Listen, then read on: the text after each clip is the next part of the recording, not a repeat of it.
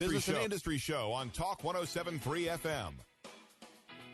Profiling the events, people, and companies making news in our state's growing economy. And now, here's your host on the Louisiana Business and Industry Show, Tim Johnson. Welcome to another edition of the Louisiana Business and Industry Show. Thanks for giving us part of your day. Chris Courtney's on the board, and I want to say a special thank you to all of the show's great sponsors. The Louisiana State Licensing Board for Contractors, Brown & Root, Brady Flavin State Farm Insurance, NCCR's Build Your Future campaign, Kelly's Industrial Services, Launch Media, Greener Blast Energy, the Grow Louisiana Coalition, Gulf Coast Occupational Medicine, the TJC Group, and the official law firm of the Louisiana Business and Industry Show, Keene Miller, LLP, with Blaine Clark, the managing partner, offices in Baton Rouge, New Orleans, Shreveport, and Lake Charles. Later in the show, we're actually going to speak to Tripp Hawthorne. We're going to start a segment called the Keene Miller Industrial Law segment that will be on the show regularly, and Tripp Hawthorne, one of the attorneys at Keene Miller, will be with us. But for the first three segments today, very pleased to welcome to the show a friend, someone doing important work in the state of Louisiana. Dawn Starnes is the state director for the National Federation of Independent Businesses, NFIB. Dawn, welcome back. Thanks, Tim. Thanks for having me. Glad you're here. Let's jump right into it. Give us some information on the current mission of the NFIB, the National Federation for Independent Businesses.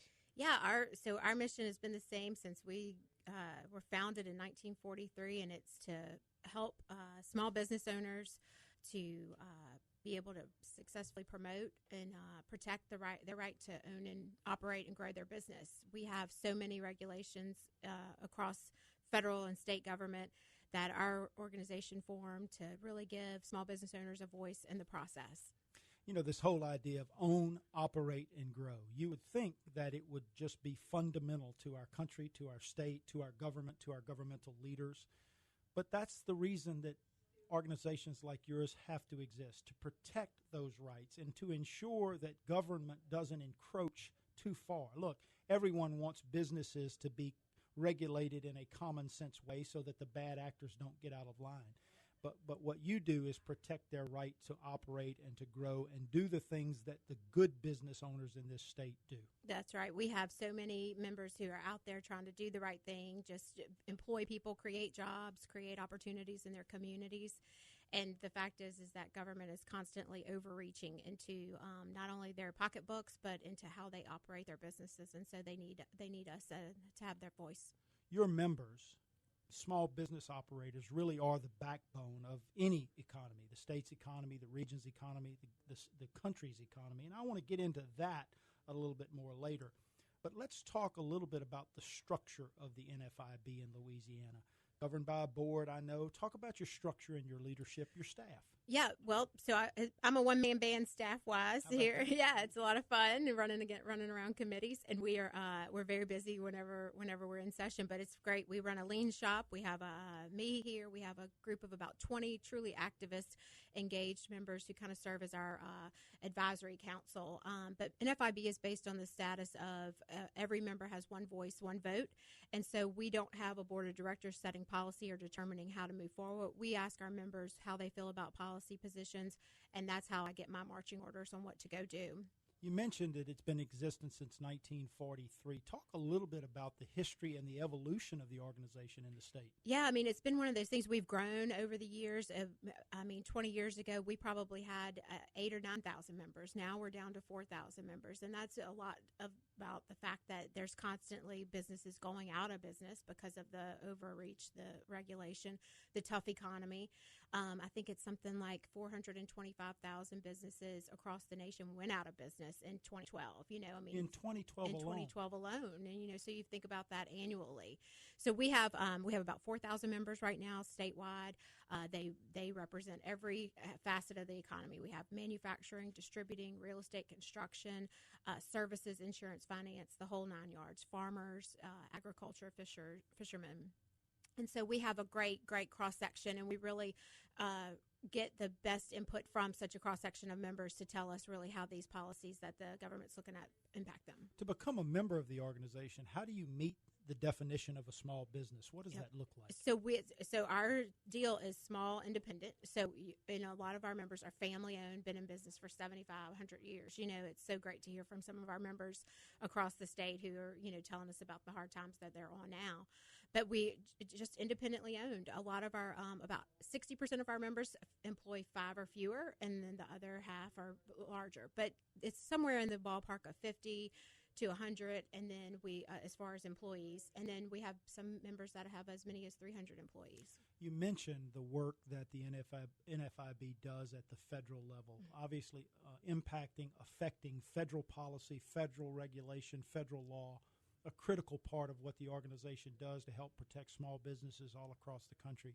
Talk about the role there, and then talk about how a state director is also engaged in that federal work. Yeah, we work very closely with our federal team. They're incredible. They're right next to the Hill, and they're working diligently with all of the congressional staff. And then we're constantly in communication back so that we have a good relationship with our congressional delegation here in Louisiana. Very pro-business delegation. It's unfortunate we'll be losing Senator Vitter, in the Senate because of his role on the Small Business Committee. He's the chair right now. He's been very much a champion for our cause of being sure that regulations don't adversely impact small business, and so that will be a loss. We'll be very engaged in the Senate race this fall, and right now we're very focused on the not on the process of the Supreme Court nominee, but on the nominee himself. Our legal foundation has done a lot of research on his record, and he is almost always with the unions, labor, against business owners generally. Yes. We talk about this. Those of us like you and I have been who are involved in governmental relations work and have been. Yeah. I know you're much, much younger than I am. I've been involved in it a long, Sure. long time. But we talk about it often that elections, appointments have consequences, Yes. right? The individuals bring their life experiences and their view of government to those positions, and they do have tremendous impact going forward in terms of our ability to start, grow, and manage our small businesses. Talk about that from the NFIB's perspective, because I know, as you say, you guys are watching these things very closely, and you do get heavily involved in elections. We do. We have a PAC. It's called, going back to true free enterprise in America, it's called the Safe Trust is Save America's Free Enterprise. And it's truly about, we have to elect candidates who are going to be pro-business, who are going to be held accountable, and who want to see policies in place that help further our mission, because our mission is for our members, but truly it impacts all small business owners.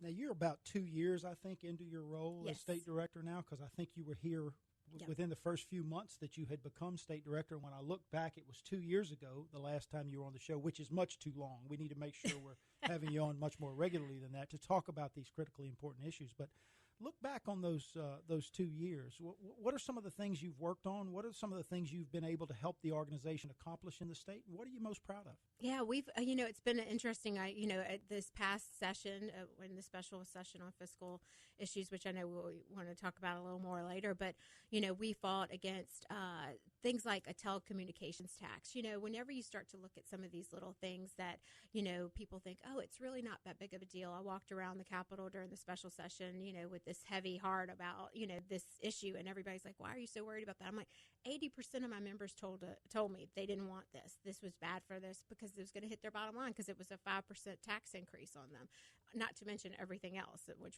we'll talk about. But that's truly one of the things. Inventory tax credit. Last year we were able to work very closely with Senator Allah from the Lafayette area, and he has been a true champion for small business and helping us really bring this issue to the forefront. The inventory tax is one of the most regressive taxes that we're one of 11 states that has it, and it truly is a huge hit to the state fisc, and it's a way of funding local government. And so what we want to do is continue to press that issue, and we've really been able to leverage that and bring a lot of awareness to the topic. And so we're hoping to work with the legislature through a task force to really move that forward.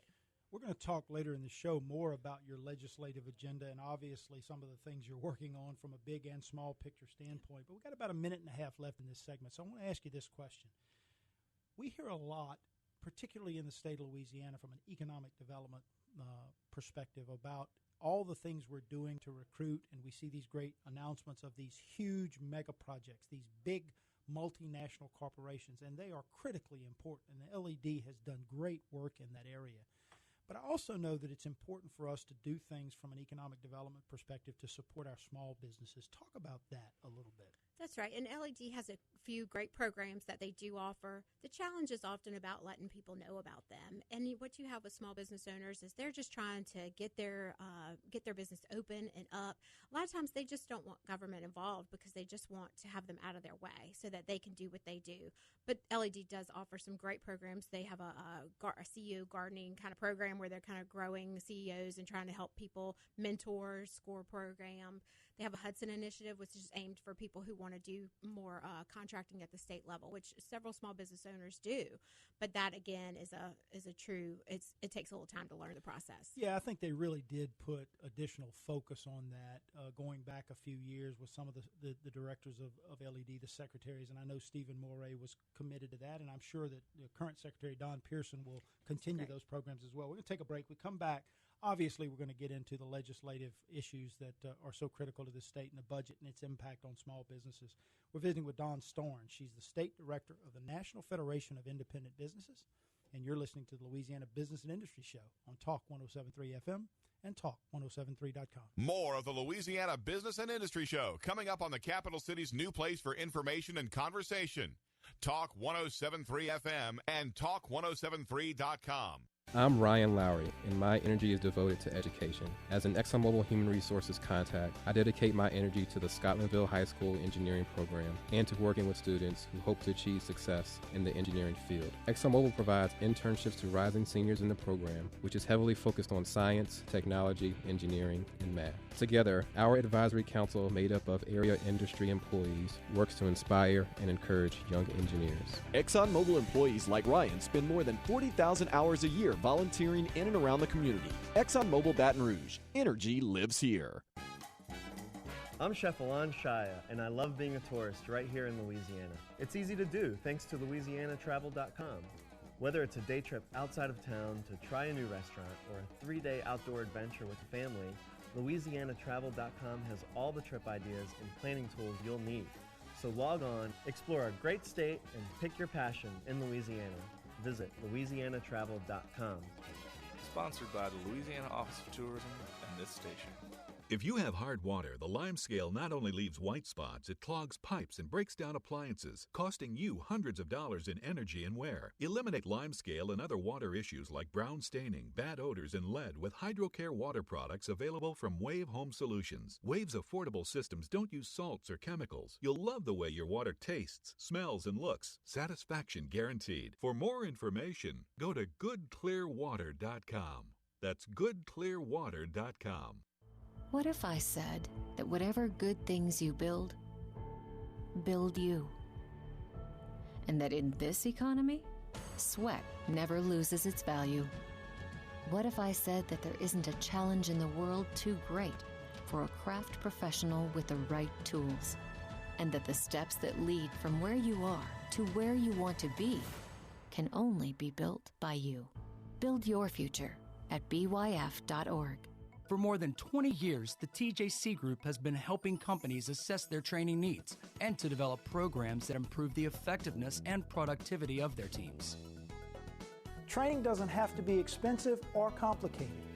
Let us put our experience and expertise to work for you. The TJC Group, facilitating solutions for business and industry.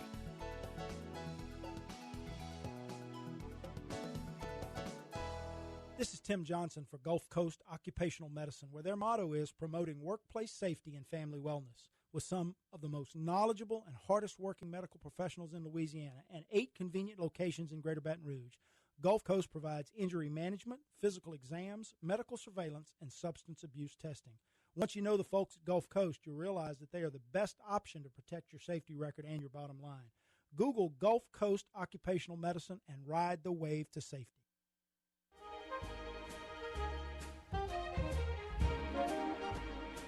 And now, more business news and conversation. It's the Louisiana Business and Industry Show on Talk 107.3 FM and Talk1073.com. Welcome back to the Louisiana Business and Industry Show. Sinatra brought us back from all the breaks last week, and Harry Connick Jr. brings us back this week. It's all Harry Connick all the time here this week on the Louisiana Business and Industry Show. I want to say a special thank you to the official insurance agency of the Louisiana Business and Industry Show, Brady Flavin State Farm Insurance. Brady's my personal insurance agent, and they do a great job making sure I'm protected. Brady Flavin and his team provide remarkable service at a great price. You can find them on the web at www.bradyflavin.com for all your auto, home, and life insurance needs.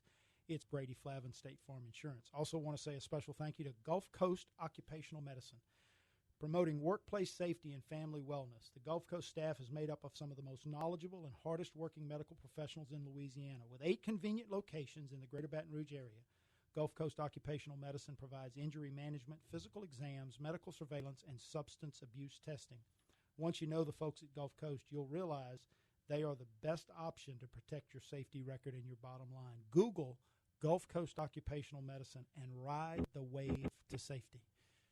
We're having a good conversation with Dawn Storn. She is the state director of the NFIB, the National Federation of Independent Business. And Dawn, we kind of set up the mission and the scope and all the things that you are involved in. But let's talk about your working relationship from the NFIB's perspective with other critically important business organizations in the state. The Louisiana Association of Business and Industry, the Louisiana Chemical Association, Associated Builders and Contractors, Associated General. I know those working relationships in terms of protecting business, whether they're working with big businesses or not, are critically important to you. Talk about that. Yeah, we love our friends. We work very closely. You know, during session, you know, the business community comes together every Monday morning to talk about what the week looks like. And, you know, and as we roll through different issues, you know, it's been a great working relationship, especially with folks like Lobby. They represent big business, but they have small business members too, and so we're often on the same page. It's very rare that we differ in opinions. Obviously, our small business owners are more focused on things like personal income tax because of the way they file, as opposed to, you know, Lobby focusing more. Otherwise, the policy issues are very similar. When it comes to government regulation, we're very much working as a team. We work very closely with the Retailers Association and the Restaurant Association. Many of our members are their members. Many of the ABC and AGC folks, their members are our members too. We have 4,000 members in the state, so there's a lot of overlap with our organization and theirs. So, you know, if you think about it from the perspective of a small business, and my consulting firm fits that definition, right? We've got 3 or 4 full-time people. We've got 3 or 4 part-time people who work with us, so 8 or so people depend on us. And, you know, the idea that I would have to go out and spend a significant portion of my time that I would otherwise spend building my business and making my payroll and serving my customers, if I had to spend a lot of that time going out there constantly protecting myself from a governmental relations standpoint, from a regulatory standpoint, it would be much more difficult and much more expensive. And that really is the great role that you, the NFIB, and other associations play. It truly is. I mean, that's what we're here for. You know, you get a lobbyist, and we don't get, you know, involved in specific industry issues, but the things that affect your ability to be open, hit your bottom line, hit your hiring practices and employment practices, that's important to every business owner, no matter what your industry is, and that's where our focus is often. All right, so we're going to, later in the show, obviously, we're going to get into some detail about the state fiscal situation, the budget, the tax increases that we saw in the special session, a lot of the cuts that are coming. The tax increases that we expect are probably coming in another special session that is likely to be called. So notwithstanding the budget and the taxes, and as we said, we'll discuss those later, what are the 2 or 3 most pressing issues facing small business in Louisiana today? So those 2 are real easy for us right now. It's the equal pay issue and the minimum wage issue. For us, equal pay is not right now, as it's proposed by the legislature. You have Senate Bill 254 by Senator Morrell moving through the process. It'll be in House labor in the next couple weeks. The fact is that the Equal Pay Law Act was passed in 1963. And again, at the state level in 2014, Senator Donahue had a bill. The fact is we have equal pay. What they are trying to do is this whole conversation of comparable work. wage secrecy and all these little hot button terms that are coming from the national level. We brought DC politics into Louisiana. It's opening the door for more and more trial lawyers to have opportunities to file suit against business owners. And it's just not practical for a small business owner to say, oh, I'm not going to pay somebody equally when they know they're supposed to, because they know the ramifications of that. Small business owners don't have time for all that. And we certainly don't have time to be engaged in frivolous lawsuits that will be the result of this. Now, and let's talk about that a little bit. On its face, and I think that's what the proponents typically try to do. They use the pity factor, right? I mean, it's equal pay for. I mean, that sounds like motherhood and apple pie. Who could be against that, right?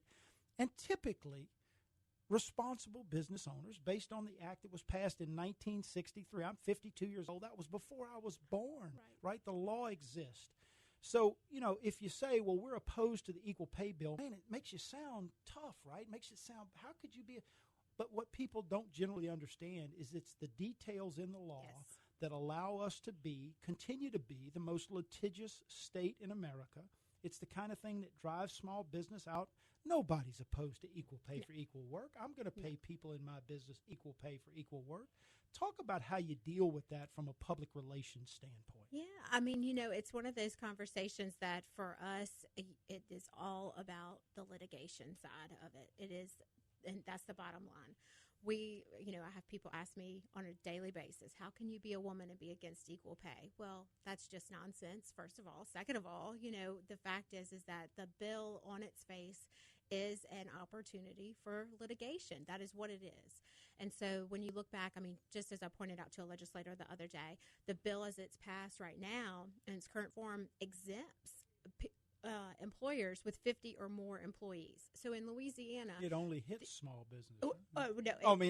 It's the big right. In an effort to exempt small business, they've done that. But then but the fact is that the federal law says that all employers. So what Louisiana is going to have, and now small business owners don't have to pay equally. It's just silly, and it's really not productive for the society. Well, and again, it's one of those things that you have to deal with, and you have to deal with from a detail perspective, because the way they title these things it does create a public relations issue. Let's talk a little bit about the minimum wage. What's going on there, and why is it important to small business owners? Yeah, we have this idea that the federal government has had a minimum wage in place.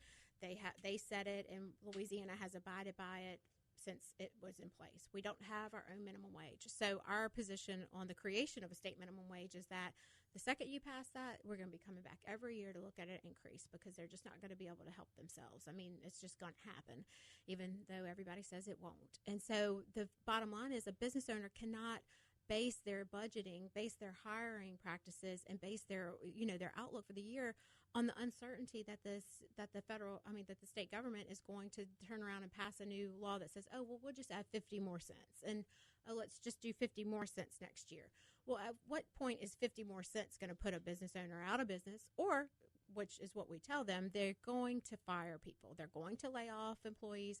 They're going to cut hours, and they're going to cut raises. A business owner is going to do what they have to do to keep their doors open. Well, look at it from this perspective as well. And we got a little less than 2 minutes left in this segment, but a lot of the university student jobs, the internships, a lot of the things that exist out there that pay minimum wage, and students, quite frankly, very happy to have, right? In the times of these tough budget situations, in times of tough economics, private businesses will make decisions. Am I going to lay people off in order to be able to do this? And obviously, that's what the situation is going to be, right? That's the situation. And to your point about the unskilled workers, these folks, in many cases, unfortunately, there are people who are being paid minimum wage that don't have the educational background, and that's a challenge within our society that we need to address. But we need to do that, not put this burden on small business owners to pay people, because it does have a ripple effect. So all of a sudden, you're going to be paying an unskilled worker $8, $9, $10 an hour. What about all the folks who have been working for you for years that you're already paying above minimum wage? You're going to have to increase their salary as well. So it's a ripple effect. We've let the legislature know that, and we are hoping and praying that they stick with us on this one, that we get the positive result that we'd like to see, which is have the bill killed.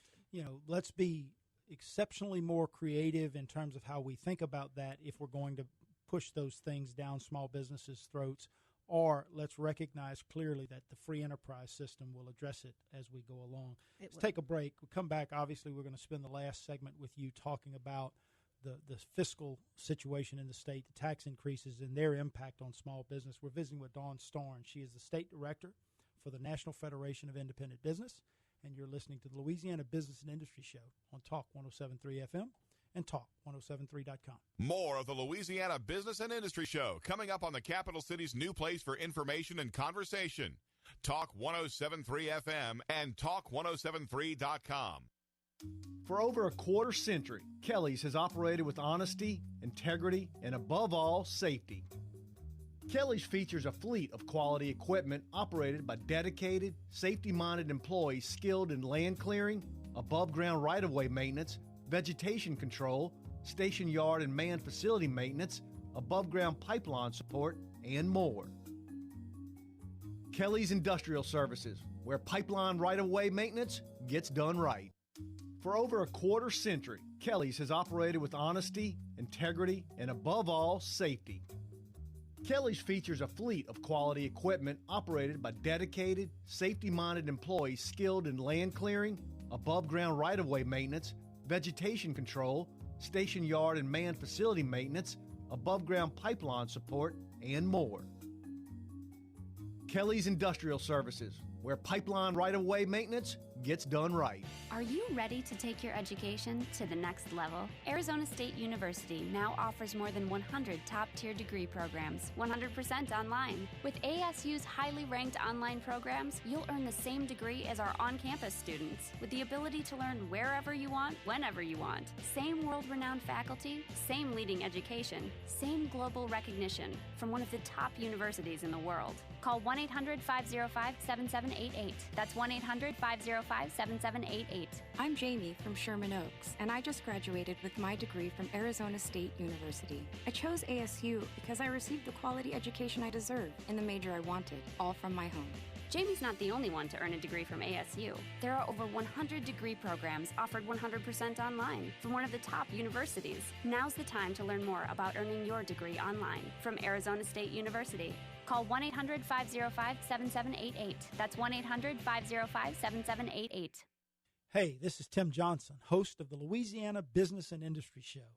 When I look for insurance, I look for two things: an agent I can trust and service that puts my mind at ease. Brady Flavin State Farm Insurance is my personal insurance agency, and they do a great job making sure I'm protected. You can find them on the web at www.bradyflavin.com. Brady Flavin State Farm Insurance for all your auto, home, and life insurance needs. For over a quarter century, Kelly's has operated with honesty, integrity, and above all, safety. Kelly's features a fleet of quality equipment operated by dedicated, safety-minded employees skilled in land clearing, above-ground right-of-way maintenance, vegetation control, station yard and manned facility maintenance, above-ground pipeline support, and more. Kelly's Industrial Services, where pipeline right-of-way maintenance gets done right. And now, more business news and conversation. It's the Louisiana Business and Industry Show on Talk 107.3 FM and Talk1073.com. Welcome back to the Louisiana Business and Industry Show. Good stuff there, Chris Courtney. I want to say a special thank you to Brown & Root. The most respected name in industry is back with its global headquarters in Baton Rouge. Engineering, construction, maintenance, and specialty industrial services. You can find them on the web at www.brownandroot.com. Brown & Root, the legend continues. I also want to say a special thank you to another great sponsor of the show, Greener Blast Energy. Greener Blast Energy provides a top-tier job site-ready piece of blasting and coating removal equipment. It uses 10% of the pressure of hydroblasting and 20% or less of the media of traditional dry blasting. It's safer, it's more environmentally friendly, and it's more cost-effective. It's an alternative to traditional surface preparation. Look them up. Do yourself a favor. Find them on the web at www.greenerblastenergy.com. Greener Blast, the machine simply works. Good conversation with my friend Dawn Starnes. She is the state director for the National Federation of Independent Business, NFIB. Let's jump into the legislature. Yep. Our fiscal house is on fire. Yep. We're in a tough spot. A lot of different reasons for that we could spend this whole show talking about. Right. We won't do that today. Special session, raise taxes on everybody. Raise taxes specifically on business. Let's talk about what happened there and what the impact, particularly on small business, is going to be in our state. Yeah, so we had a rough go of it this past special session, and are looking at another one. But in the past one, we try to let everybody really realize that the sales tax conversation is not just a conversation about people. It is a conversation about business. Business pays about 47% of the sales tax. Individuals pay about 53%, and so it truly is a burden on everyone. There's conversations about different ways to flatten the tax code and do this and that to the tax code, but it was in such a short time, and we were in such crisis mode that good decisions weren't made. There's so much uncertainty that still lies ahead. We still know we have a budget hole. We're uncertain about how much money the different tax changes will bring in, the new penny, the cleaning of the pennies, all this sort of thing that really put business owners in a very interesting position on April 1st. Several of them only received all of them only received the rules from the department about 2 or 3 days before they had to implement it. So we had business owners calling over that weekend, concerned, hopefully, and we know, we're confident, Secretary Robinson has told us she's going to work very closely to, give everybody time to work through it. But the changes that were made our tax code the worst in the country. We were already 50th. We came out of the prior conversation just now at lunch with the conversation about being 70th. It's that bad.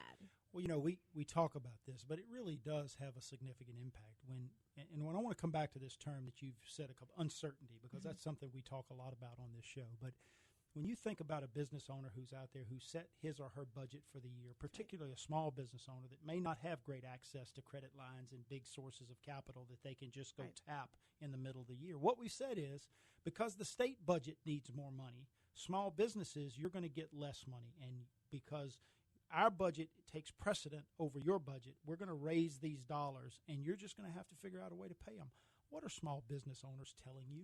Well, a great example of that, a perfect example of that is the sales tax holidays. One of the big ones is the hunting holiday. So you have business owners, local mom and pop shops who are in that, firearms and all of the hunting supplies and all that stuff. Those guys have already purchased their inventory for the year based on that being in place. And here they are changing the rules in the middle of the game. So I've had 3 of them call me, how does this impact us?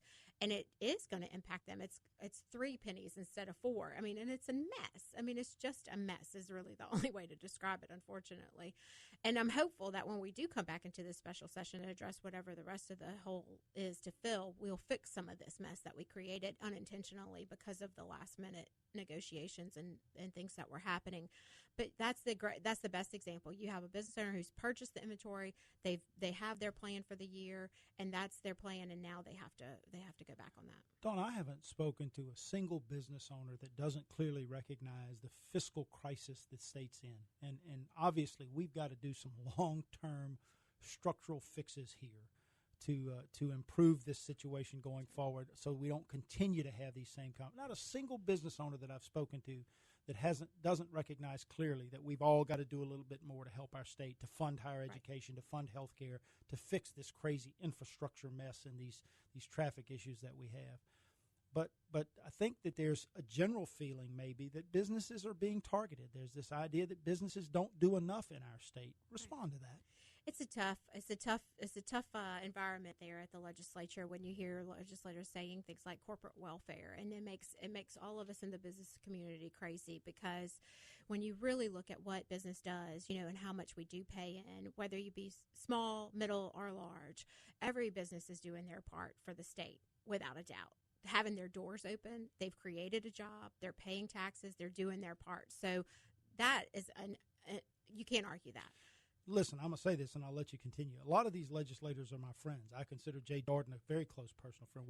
So I don't mean to be too critical when I say this, but not one of those guys is with me when I have a sleepless night worrying about how I'm going to make sure I make my payroll the next 2 weeks, right? That's right. And those are the things that really have small business owners concerned. Well, I will tell you, I mean, some of the legislators, we are very fortunate with many of the newly elected ones and the ones that have come in, they are business owners or they've been in business. And so I will say that they do bring that common sense to it. They have a tougher time with some of these, political conversations, but in their hearts, they do get it. And that's what makes me so happy to see and work with them. And I've been around for 18 years. So these guys, I've seen them come and go. And these new ones, they get it. They get the small business piece. And so I'm really happy about that. And I think what will end up happening is that they are going to try to make common sense decisions. And I think that's why you saw them push back against some of the proposals of the governor, because they thought this isn't the right way to go about it. But it's all about timing, crisis. We all make bad decisions when we're in crisis mode. And so that's where they're at. We haven't fixed the problem. The leadership of the legislature came to the business community, our friends at Lobby and LCA and LOCA. We all sat down and myself sat down and said, here, give us some solutions. We gave them a potential solution, that front-loaded stair-step approach of the sales tax that would have saved taxpayers on the back end and would have fixed our budget hole in the front end. And they turned it down because of politics. And that's where we have the real problem. Talk about the objection there, because it did seem like a common sense approach to be a bridge to get us to a longer term solution that was equally shared, it was equally distributed, and a lot of people could live with, right? But it would continue to fund those critical services at the level at which they need to be funded. What happened in the politics there, Dawn? Well, things get going at the Capitol, and, people, if it's not their idea or it comes from a place they're not so happy about or they didn't get their input on in their fingerprint, or it just becomes a true standoff of Democrat versus Republican, and that's really, there's a lot of conversation about D.C. politics and everything. Never used to be like that. Never used to be like that. And, you just see it constantly now. It's truly unfortunate, but I guess it's just the way of the world. But the bottom line is that it was a very common sense approach. It fixed the problem in the short term. It held legislators accountable for their actions and keeping their feet to the fire and making decisions for the structural reform we're all talking about.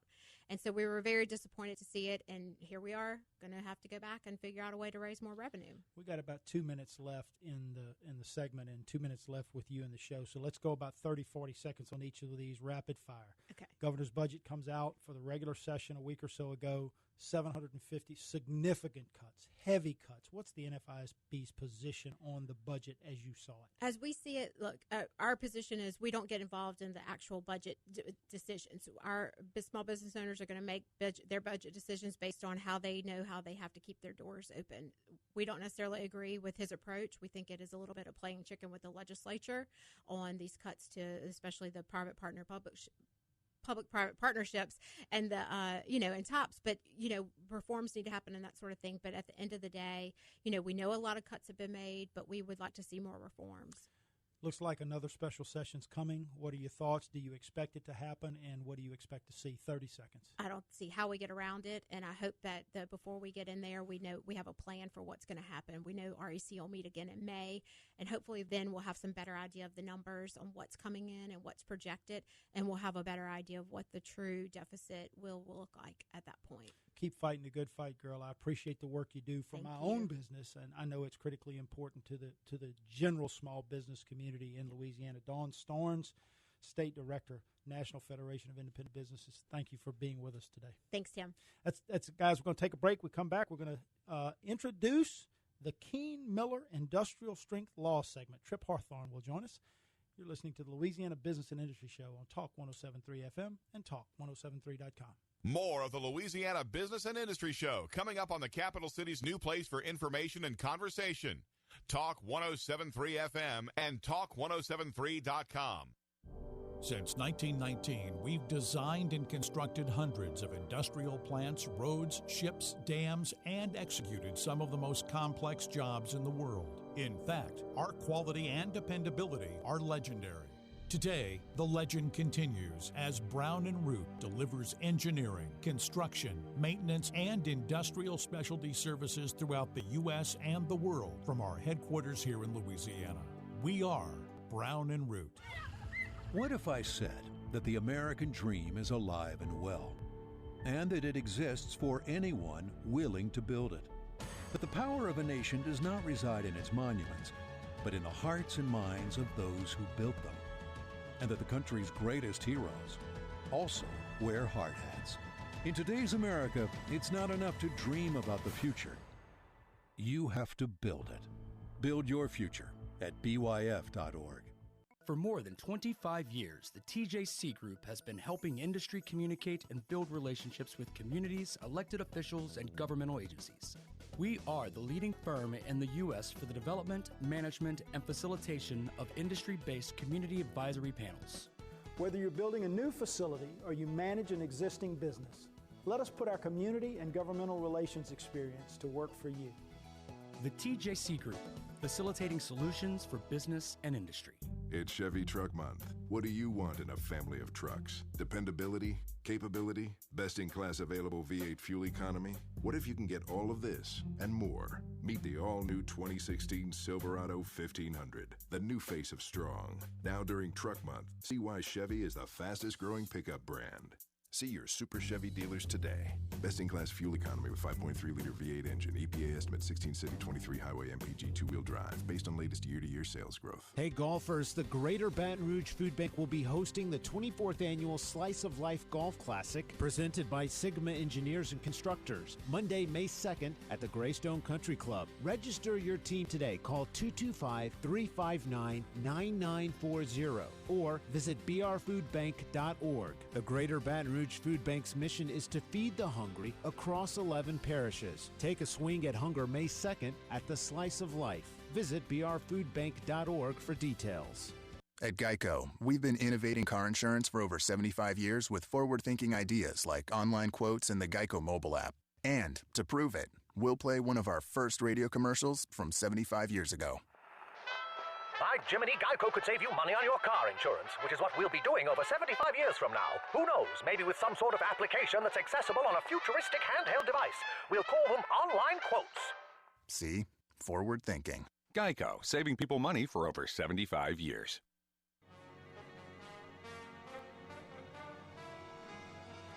And now, more business news and conversation. It's the Louisiana Business and Industry Show on Talk 107.3 FM and Talk1073.com. Welcome back to the Louisiana Business and Industry Show. Thanks again for giving us part of your day. I want to say a special thank you to Keene Miller LLP. With more than 150 attorneys, Keene Miller LLP is one of the largest full-service law firms in Louisiana and the largest in the capital region. Keene Miller serves the legal needs of the people, businesses, and industries that drive the Bayou State. Keene Miller knows the value of people, people who care for their clients and for each other, people who enjoy working together, and people who give back to the communities where they work and live. You can find them on the web at www.keenemiller.com. Keene Miller is the official law firm of the Louisiana Business and Industry Show. Blaine Clark, managing partner with offices in Baton Rouge, New Orleans, Shreveport, and Lake Charles. Keene Miller, Industrial Strength Law. This announcer is a non-paid spokesperson. I'm very pleased to start this to say this is a new segment for the Louisiana Business and Industry Show, a regular segment that you'll see every few weeks on the show. It is going to be the Keene Miller Industrial Strength Law segment. And to kick it off, I'm very pleased to welcome to the show Trip Hawthorne. Trip, welcome. Thank you, Tim. Pleasure to be here. Glad you are. Tell us just briefly about yourself and the law that you practice, and then we're going to jump into maybe informing our listeners about some of the great things you guys do. Great. Well, thank you, Tim. So I'm from the Baton Rouge area. Grew up here, homebred. I went off and started my law practice up in Alexandria, Louisiana, with a great set of folks up there, the Gold Weems Law Firm. And then in Charlie Weems and Hank Bruiser. And then in 2004, I got the chance to come back here and join Keene Miller. Jumped at the opportunity to come back home and be part of this great firm with a great group of people. You know, the testimonial says that it is a great group of people who care about their communities, and I count a lot of the folks who work for Keene Miller as close personal friends and know what they do to give back. So let's jump into this a little bit. We're going to try to inform our listeners on a regular basis about various aspects of the law, but let's start just kind of generally. What are the challenges you see in negotiating contracts in this business climate, today's business climate? So it's an interesting question, Tim, and I work primarily in the Keene Miller construction section. So most of the the contracts that we negotiate are with the industrial petrochemical plant owners and with contractors or design professionals. And, once upon a time, the people that were negotiating the contract on both sides had firsthand knowledge and information about all aspects of the contract. And they knew everything they needed to know to plan not just what is this project and contract about, what are we trying to do here, what are the fair commercial terms, and then what happens, what if. And now, when we negotiate some of these complicated transactions, there may be 7 or 8 different people that have to provide different types of information so that everybody understands who's supposed to do what. We had a lawsuit several years ago where one of the problems was we were representing the owner, and this was not a case where we had negotiated that contract. The company handled that themselves, or somebody else did that. But in the litigation, one of the problems was the contractor never got paid timely on one single payment. And as we dug into why that happened, it was because the people that were negotiating the payment terms on behalf of the owner had no idea about what was a realistic expectation about how the accounts payable people could turn around the contractor's invoices and get those out. And so now when we are pulling together all the different players for a contract, you have the procurement section. You have the business unit that's actually paying for the work, and they're going to be the ones appreciating it. You have the health and safety folks. You have the risk management folks and the insurance provisions and the accounting and accounts payable and all that. And so somebody has to be able to manage all those different actors and all that different information and make sure that everybody else knows what's going on and it gets marshaled. I was thinking as you said that, you have to be an expert in the law, obviously, but you also have to be a facilitator of some sort, right? You've got to make sure that, as you're saying and describing, that everybody who's going to be involved in the execution of that work and therefore the contract overall clearly understands what's in the contract and make sure that they're all on the same page. Absolutely. And then that next step of making sure that what ends up on the paper and what's negotiated with the other side reflects reality. Right, and that somebody doesn't go back and make a change. So that's critically important. Let's also talk, it's one of the things we hear in business all the time, right, of these ideas of indemnity agreements. You hear it a lot between petrochemical plant owners, refinery owners, and contractors, this whole idea of indemnity. How are they important to heavily negotiated contracts? What's the role there?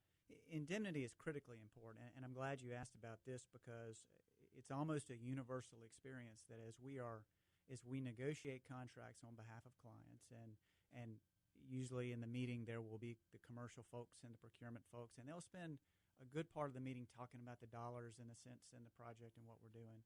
And almost universally, when we get to the indemnity section, particularly if it's been a long day, all the business folks and the procurement folks, either their eyes will glaze over and they'll check out, or they'll say, well, that's legal. You lawyers handle that.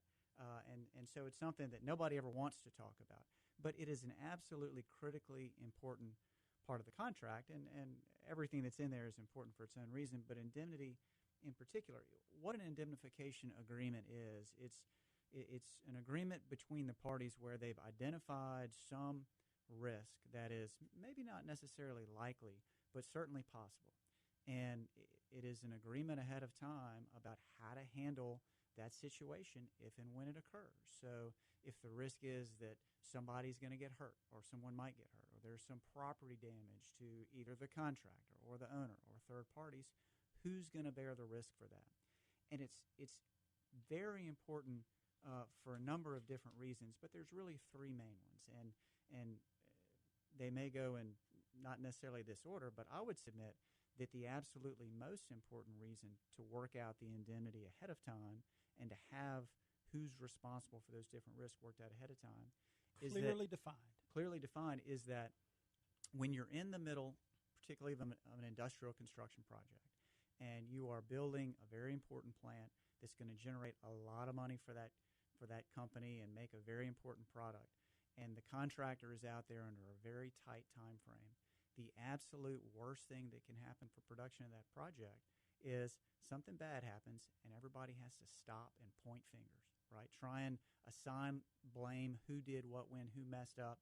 And so the indemnity agreement, if you have clearly put the risk and the liability for whatever that event is on one side or the other, you never have to stop. You never have to point fingers because you know ahead of time who's bearing that risk and that loss.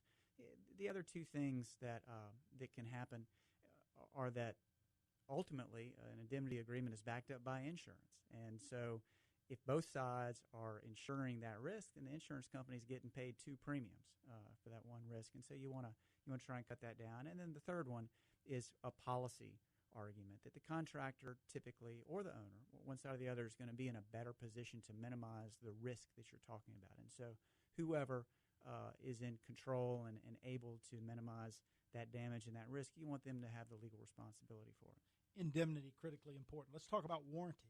When we talk about these heavily negotiated contracts, what's different about warranty in terms of how it compares to other contract provisions? Right. So a contract may be based on certain facts and assumptions about facts and the way that things are, they might be. And if it's just a basic fact like that, both parties have some obligation to make sure that that fact is true or reasonable or rational, maybe do some investigation into it.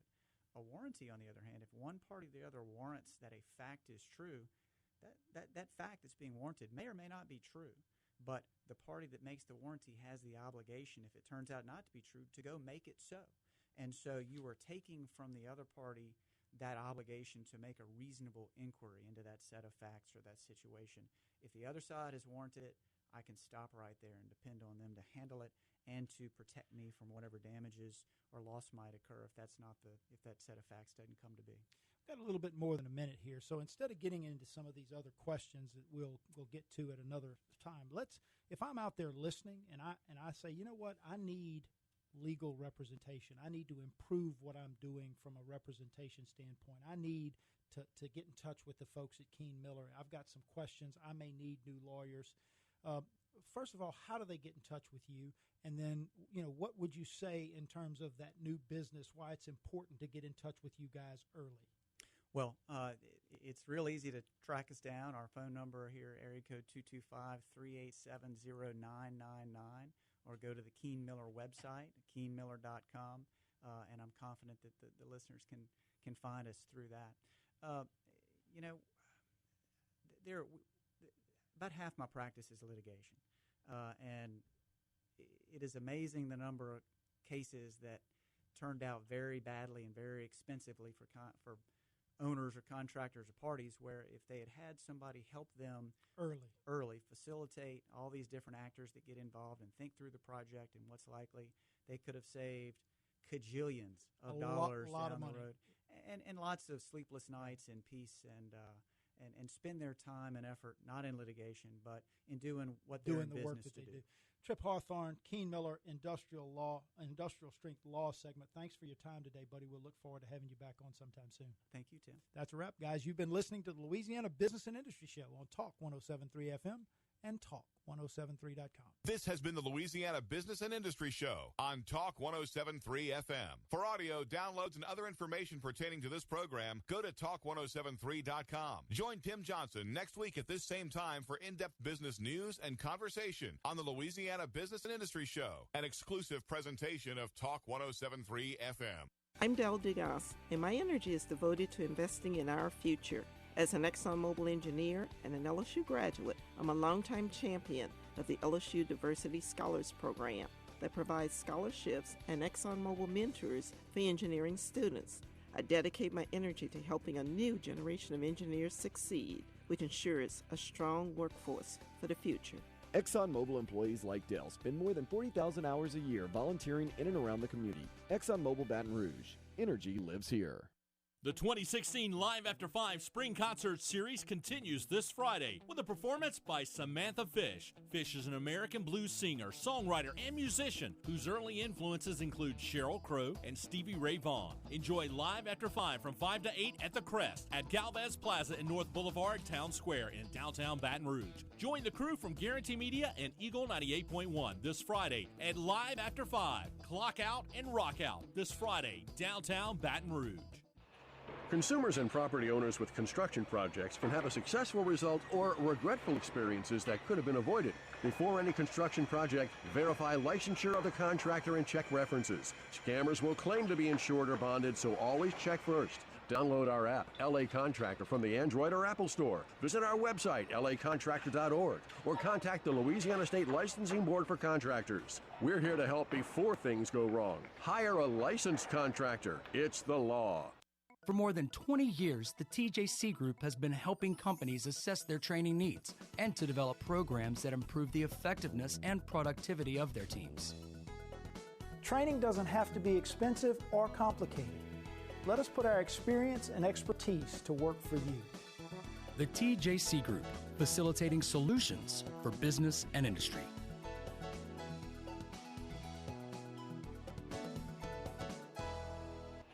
Consumers and property owners with construction projects can have a successful result or regretful experiences that could have been avoided. Before any construction project, verify licensure of the contractor and check references. Scammers will claim to be insured or bonded, so always check first. Download our app, LA Contractor, from the Android or Apple Store. Visit our website, lacontractor.org, or contact the Louisiana State Licensing Board for Contractors. We're here to help before things go wrong. Hire a licensed contractor. It's the law. The regular session of the state legislature is underway. And again, Talk 107.3 FM will keep you abreast of what your elected representatives are doing at the Capitol. Baton Rouge's local talk and information leader is Talk 107.3 FM, WBRP.